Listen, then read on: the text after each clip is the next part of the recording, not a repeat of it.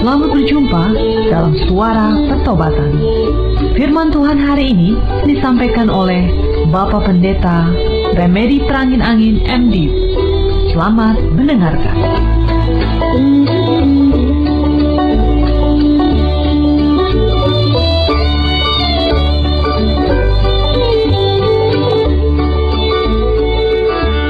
Kami bersyukur Tuhan Yesus dipersatukan kembali dalam persekutuan di udara. Kehadiran-Mu dalam Roh-Mu yang kudus membuat ruangan dimanapun kami berada menjadi satu ruangan yang teduh, di mana hati kami boleh berkonsentrasi mendengarkan firman-Mu. Kuasa si jahat tidak berdaya mengalihkan perhatian kami, dan kami akan diberkati oleh firman-Mu. Khususnya hari ini kami ingin belajar tentang hikmat sorgawi yang berbeda dengan hikmat dunia ini, yang bisa membawa kami dalam hidup berkemenangan, hidup berkelimpahan. Berbicaralah Tuhan, kami sudah siap mendengarkan. Terpujilah nama-Mu dari kekal sampai kekal. Haleluya, haleluya, amin.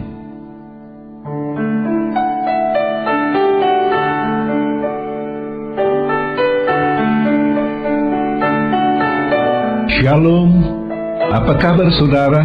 Senang sekali bertemu kembali di udara. Dimanapun saudara sedang berada pada saat ini, apakah sedang di rumah, dalam perjalanan, sedang bekerja, atau sedang berada di rumah sakit.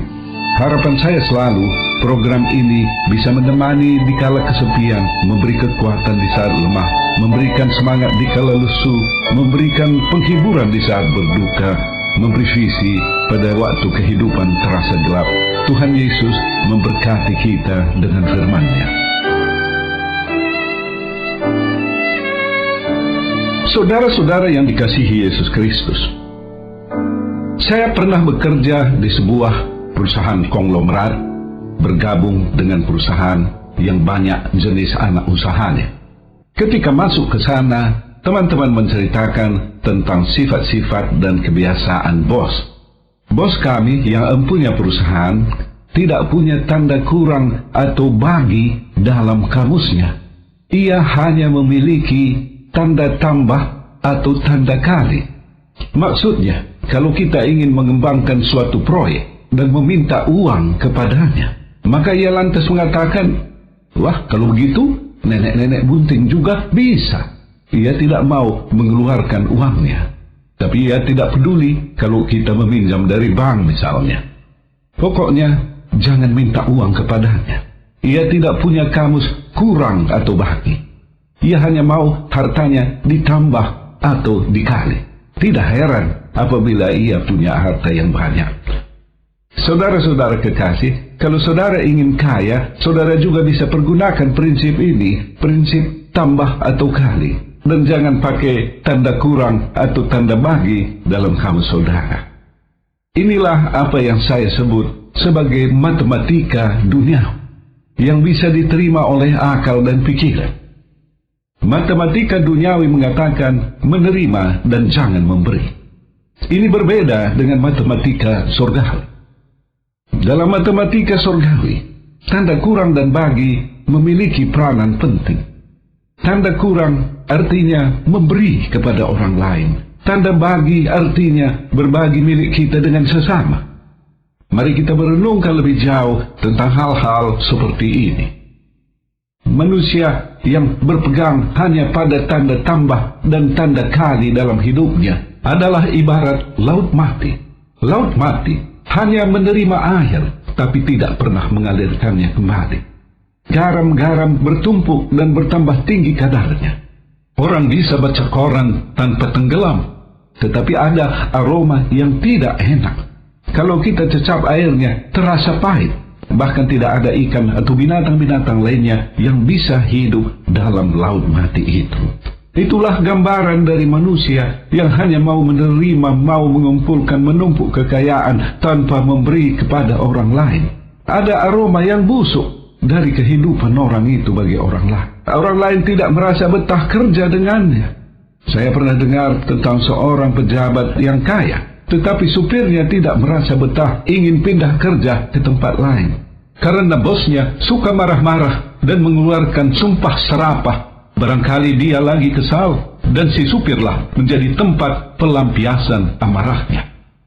Dunia mengatakan, terima, tetapi jangan memberi. Tetapi matematika surgawi menyatakan, berilah, maka engkau akan menerima. Dalam Lukas 6 ayat 38, Lukas 6 ayat 38, Yesus berkata, berilah dan kamu akan diberi suatu takaran yang baik, yang dipadatkan, yang digoncang, dan yang tumpah keluar akan dicurahkan ke dalam ribaan. Sebab ukuran yang kamu pakai untuk mengukur akan diukurkan kepadamu. Inilah matematika surgawi tentang memberi. Memberi bukan berarti akan kehabisan. Sebaliknya, dengan memberi, kita akan diberi lebih banyak lagi. Kita terima berkat dari Tuhan, kita salurkan kepada orang lain. Kita salurkan kepada sesama. Semakin banyak kita salurkan, semakin banyak lagi kita terima. Merupakan kegiatan yang mengalir terus-menerus, sehingga hidup kita ibarat air yang bersih, yang mengalir, yang menyejukkan. Tuhan tidak pernah melupakan pemberian-pemberian yang diberikan kepadanya, pemberian-pemberian untuk pelayanan. Dalam Markus 9 ayat 41, Yesus berkata, sesungguhnya barang siapa memberi kamu minum secangkir air oleh karena kamu adalah pengikut Kristus, ia tidak akan kehilangan upahnya. Sebuah pemberian, secangkir air saja pun tidak dilupakan oleh Yesus. Ia tidak melupakan apapun yang kita lakukan untuknya, waktu, tenaga, dana yang kita berikan untuk pelayanan. Tuhan Yesus tidak melupakannya. Bukan hanya pemberian orang Kristen saja. Alkitab juga mencatat pemberian dari seorang non-Kristen untuk pelayanan juga diperhatikannya. Orang Romawi pertama yang tercatat dalam Perjanjian Baru yang menerima anugerah keselamatan bernama Cornelius. Apa sebabnya Tuhan memperhatikannya? Dapat kita baca dalam Kisah Para Rasul pasal 10 ayat 2, di mana dikatakan Cornelius adalah orang saleh. Ia serta seisi rumahnya takut akan Allah, dan ia memberi banyak sedekah kepada umat Yahudi dan senantiasa berdoa kepada Allah. Saudara-saudara yang dikasihi Yesus Kristus, apabila dunia harus memberi, ada satu fenomena yang aneh. Dunia mengajarkan untuk memberi kepada orang yang berkecukupan, orang yang berlebih, orang yang mampu. Dalam hidup keseharian, kita biasanya menghormati orang yang kaya, orang yang berkuasa, orang yang mempunyai fasilitas. Pada waktu bos kita ada hajatan menikahkan putra atau putrinya, kita repot mencari kesempatan untuk membantu. Kita berusaha menunjukkan kepada bos kita ikut berpartisipasi. Ada keinginan tersembunyi walau tidak diucapkan. Satu waktu, orang-orang berpangkat bos kita itu bisa memberikan bantuan kepada kita. Ini adalah matematika duniawi, saudara. Matematika surgawi sebaliknya berkata, bantu, berilah perhatian bagi orang yang lemah, orang yang tidak berdaya, orang yang tidak bisa membalas kepada kita. Apabila kita memberi, membantu, menolong orang lemah, maka Alkitab mengatakan kita memiutangi Tuhan. Dalam Amsal 19 ayat 17 tertulis, siapa menaruh belas kasihan kepada orang yang lemah, memiutangi Tuhan yang akan membalas perbuatannya itu. Dapat kita simpulkan, dengan memberi kita akan diberi lebih banyak lagi. Dalam matematika duniawi berlaku rumusan mata ganti mata, gigi ganti gigi. Kalau engkau dilempar dengan batu kerikil, balaslah dengan melemparkan batu besar. Kalau orang congkel matamu sebuah, congkel kedua mata lawanmu, dan seterusnya. Tetapi firman Tuhan dalam 1 Petrus 3 ayat 9 berkata, janganlah membalas kejahatan dengan kejahatan, atau caci maki dengan caci maki, tetapi sebaliknya, hendaklah kamu memberkati, karena untuk itulah kamu dipanggil, yaitu untuk memperoleh berkat. Sebagai pengikut Kristus, kita tidak pernah membalas kejahatan dengan kejahatan. Karena Tuhan Yesus mengatakan, pembalasan itu adalah hak Tuhan. Tetapi hak kita sebagai anak-anaknya adalah memberkati dan memberkati. Apa yang dikatakan tadi oleh ayat firman Tuhan, Karena itulah kita dipanggil untuk memperoleh berkat. Kita semua anak-anak Tuhan adalah orang-orang yang diberkati, orang-orang yang juga membagi berkat itu kepada orang lain. Ada manfaatnya bagi orang lain. Di mana ada seorang percaya anak Tuhan di satu tempat, tempat itu dirubahkan. Ada suasana kasih, suasana damai, suasana persahabatan dan kesaktian ada di sana. Ada, amin saudara. Puji Tuhan, puji Tuhan. Selanjutnya, matematika dunia ini mengatakan dilayani dan bukan melayani. Semua orang ingin mendapatkan pelayanan, perhatian, dipuji, dan lain sebagainya. Tetapi matematika surgawi berbeda. Tuhan Yesus mengatakan bahwa ia datang bukan untuk dilayani, melainkan untuk melayani, bahkan memberikan nyawanya menjadi tebusan bagi banyak orang. Melayani, bukan dilayani. Dengan melayani saudara, kita pun akan dilayani.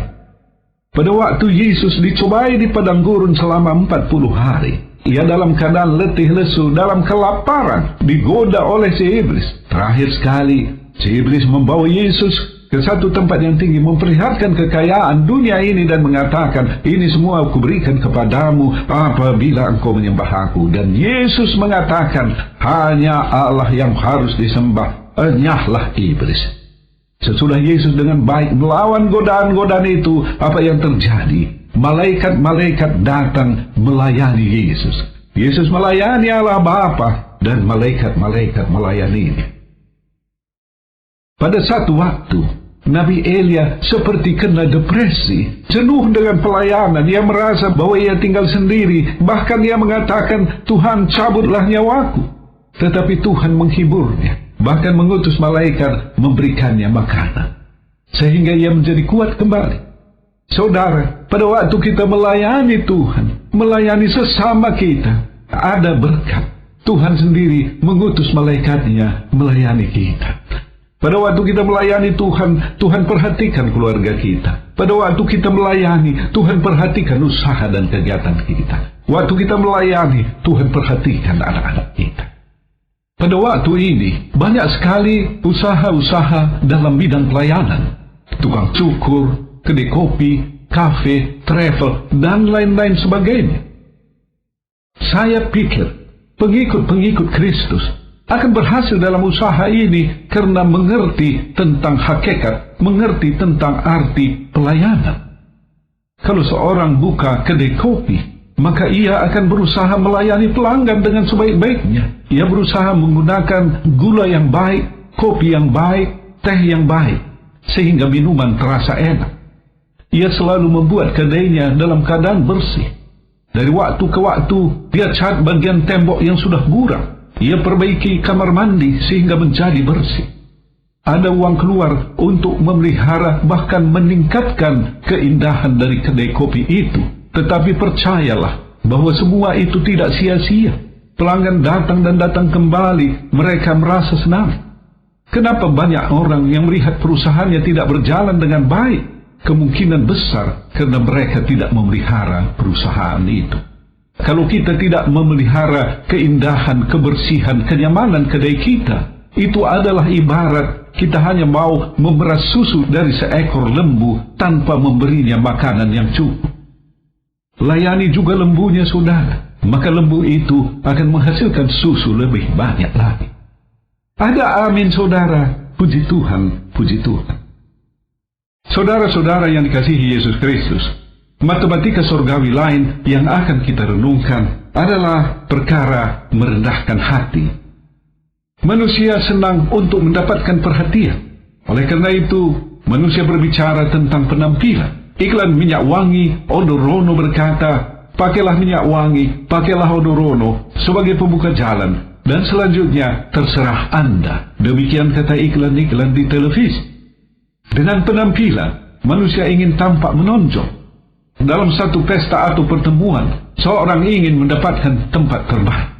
Dalam hal ini, Yesus mengatakan, janganlah duduk di depan. Barangkali tuan rumah memintamu untuk pindah ke belakang, memberi tempatmu untuk orang yang lebih terhormat. Sebaliknya, duduklah di belakang, dan barangkali tuan rumah akan membawa engkau duduk di depan. Firman Tuhan mengatakan, barang siapa meninggikan diri, ia akan direndahkan, dan barang siapa merendahkan diri, ia akan ditinggikan. Tuhan Yesus mengatakannya seperti tercatat dalam Matius 23 ayat 12 dan Lukas 14 ayat 11. Tuhan tidak senang dengan sikap orang yang meninggikan diri. Bukan saja Tuhan tidak senang, tetapi Ia benci, bahkan mengutuk orang-orang yang tinggi hati itu.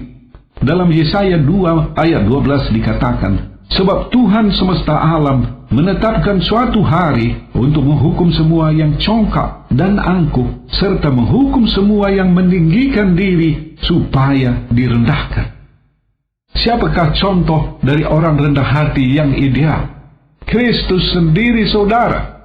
Ia adalah Tuhan, pemilik segala sesuatu di bumi, di luar bumi, yang kelihatan dan yang tidak kelihatan. Ia memilih untuk dilahirkan di sebuah kandang hewan, dibesarkan dalam sebuah keluarga sederhana, keluarga tukang kayu. Ia memilih jalan penderitaan itu, jalan salib. Dia tidak punya harta benda ketika ia melayani di bumi ini. Pada waktu berangkat ke salib, yang ia miliki adalah jubah yang koyak, robek oleh cambukan-cambukan itu. Apabila kita memandang kepada Yesus, saudara, keangkuhan kita hilang. Sekali lagi Yesus mengatakan, barang siapa meninggikan diri, ia akan direndahkan, dan barang siapa merendahkan diri, ia akan ditinggikan. Saudara-saudara yang dikasihi Yesus Kristus, saya percaya kita semua pernah mengalami tekanan-tekanan dalam hidup, bahkan mengarah pada depresi. Pada waktu seperti ini, banyak orang berkurung dalam kamar, tidak mau keluar rumah, diselimuti perasaan duka dan tekanan. Apa matematika surgawi yang kita bisa pakai keluar dari tekanan, duka, atau depresi ini adalah dengan melayani orang yang berduka. Hiburkan orang yang berduka, maka engkau akan bersuka cita. Jadi pada waktu kita berduka dan kita bisa menghibur orang lain, maka kita akan bersuka cita. Ini adalah sesuatu yang aneh, tetapi saya ajak saudara untuk mencoba. Pada satu waktu, saya merasakan suatu tekanan yang amat besar dalam diri saya, membuat saya kena depresi. Saya berkurung dalam kamar. Bahkan pada waktu ada rasa takut, saya nyumput di bawah kolong tempat tidur. Saya merasa seperti ada orang yang melihat, mengamati rumah saya, dan berusaha menembak membunuh saya. Pada waktu keadaan seperti itu, seorang pendeta datang ke rumah, dan ia mengajak saya keluar untuk melayani. Kami pergi ke sebuah keluarga yang rumahnya baru saja luluh lantak, dibakar, dihanguskan oleh api. Sekarang hanya tinggal puing-puing. Pada waktu kami ke sana, kami lihat bapak dan ibu itu, mereka mengais-ngais puing-puing kebakaran itu, mendapatkan sesuatu yang berharga yang masih bisa dipergunakan. Pada kesempatan itu, pendeta meminta saya berdoa. Saya berdoa, padahal saya sendiri sedang kena depresi. Pada waktu saya berdoa, mereka tersentuh oleh doa itu. Mereka menangis mengucurkan air mata. Tidak lama sesudah itu, kami melayani seorang yang sedang sakit terbaring di rumah sakit. Kembali saya berdoa, dan apa yang terjadi, saudara yang sakit itu juga tersentuh oleh doa saya, dan ia juga menangis mengucurkan air mata. Sesudah itu, saya merasakan ada satu hal yang istimewa. Perasaan depresi saya hilang. Beberapa hari kemudian, saya sudah bisa ke kantor bekerja seperti biasa. Atasan saya merasa heran dan bertanya, dirawat di mana, siapa dokternya, apa obatnya. Saya tidak ke rumah sakit. Saya tidak ke saya tidak makan obat. Pada waktu melayani Tuhan, menghiburkan orang yang berduka, saya merasa sukacita. Sekali lagi, kalau saudara sedang merasa berduka, mendapatkan tekanan atau depresi, coba keluar, layani orang yang sedang berduka, maka saudara akan mendapatkan sukacita di hati. Ada amin, saudara. Puji Tuhan, puji Tuhan. Terakhir yang ingin saya sampaikan dalam renungan hari ini, dunia mengatakan orang jujur hidupnya terbujur dan terkubur. Tetapi matematika surgawi mengatakan orang jujur tumbuh subur, hidup makmur. Dalam Amsal 14 ayat 11 tertulis, rumah orang fasik akan musnah, tetapi kemah orang jujur akan mekar. Si iblis menakut-nakuti kita, saudara. Dunia ini menakut-nakuti kita, saudara. Kalau kita jujur, kita akan terlempar dari kehidupan ini. Untuk segala urusan perlu suap menyuap, sogok menyogok.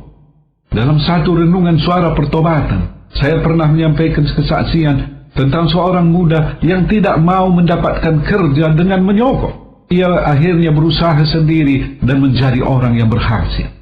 Kenapa orang jujur akan berhasil dalam hidupnya? Karena Tuhan menyertai, menjawab permohonan doanya, memberikan pertolongan kepadanya, memberkatinya sepanjang hidupnya. Inilah yang menjadikan orang jujur berhasil dalam hidupnya. Saudara, untuk hidup jujur, kita perlu melangkah dengan iman. Seandainya, kalau dengan hidup jujur itu kita harus mati, biarlah kita mati. Tetapi saudara, orang jujur tidak pernah mati kelaparan. Karena Yesus mengatakan, Aku datang supaya mereka hidup dan memilikinya dalam segala kelimpahan. Sebaliknya dari keterpurukan, kemiskinan, kelaparan, orang-orang jujur diberkati oleh Tuhan berlimpah dalam hidup. Ada amin, saudara. Puji Tuhan, puji Tuhan. Tuhan Yesus memberkati kita semua berlimpah-limpah.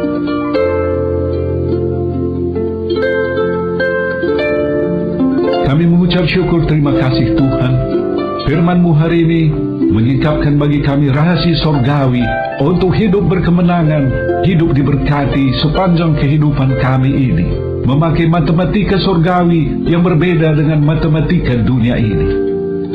Bagi saudara yang dijamah oleh firman Tuhan, oleh Roh Kudus, menyadari dosa-dosa, jalan tersesat selama ini, ikuti saya mengucapkan sebuah doa sederhana. Tuhan Yesus, firman-Mu menyadarkan aku akan dosa-dosaku. Aku sungguh-sungguh menyesali perbuatan. Aku bertobat, aku minta ampun Tuhan. Ampuni aku, pimpin hidupku dalam jalan ke depan ini. Terima kasih Tuhan Yesus. Haleluya, haleluya, amin. Bagi saudara yang sakit, tumpangkan tangan pada bagian tubuh yang sakit atau pusatkan hati dan pikiran pada penyakit itu, apapun bentuk dan manifestasinya. Saya akan berdoa untuk saudara. Tuhan Yesus, pada waktu Injil disampaikan, di dalamnya ada kuasa dan mujizat, khususnya pada saat ini. Hamba memohon, Tuhan Yesus, Engkau sembuhkan semua saudara-saudara yang sakit yang sedang mendengarkan siaran ini. Haleluya, haleluya, amin.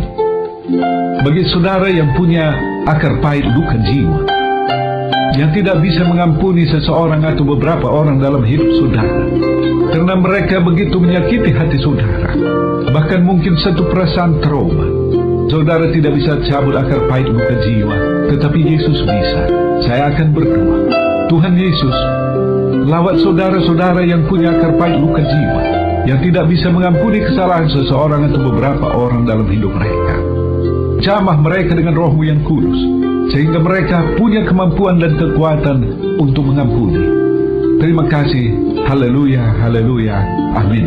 Dan akhirnya saya berdoa bagi semua pendengar siaran ini, dimanapun mereka berada. Berkati rumah tangga, keluarga, usaha dan studi, dan semua kegiatannya. Terpujilah nama-Mu dari kekal sampai kekal.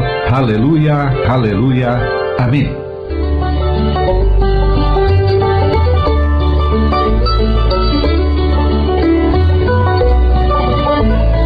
Kita sudah mendengarkan firman Tuhan yang disampaikan oleh Bapak Pendeta Remedi Prangin Angin MD. Pendengar dapat mengirimkan pokok-pokok doa kepada Suara Pertobatan, alamat email suarapertobatan@gmail.com, suarapertobatan@gmail.com, SMS atau telepon di pesawat 021 7005 8400. 021 7005 8400. Sampai jumpa pekan depan pada hari dan jam yang sama. Tuhan Yesus memberkati.